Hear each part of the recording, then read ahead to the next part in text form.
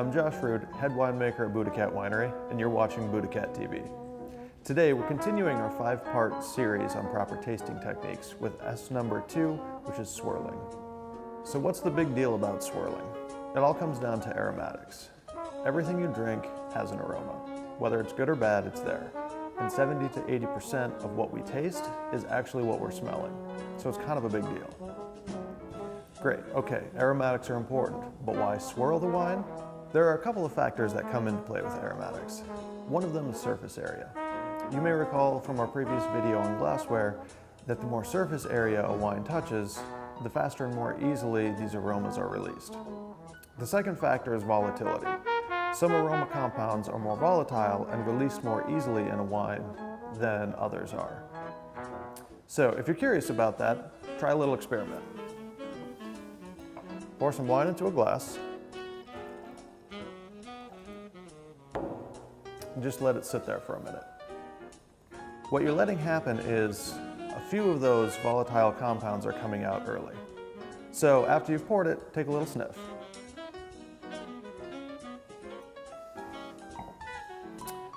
Normally what you'll be smelling in a red wine is the oak character coming off. That's the most volatile compound.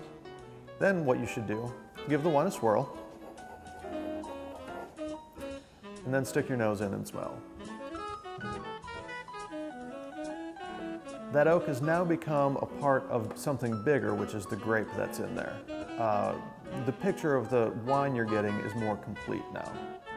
Something else interesting to do is let it continue to sit for a few minutes, and then take another sniff. You'll notice that the aromas of the wine are changing as some of those more delicate, volatile compounds are blown off. You're getting what's left behind.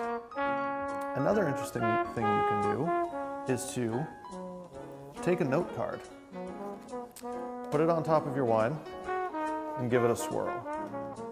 What this is going to do is actually trap a lot of those volatile compounds in the glass so you can smell it all as one cohesive unit, rather than the early stuff, the mid, and the more complex compounds.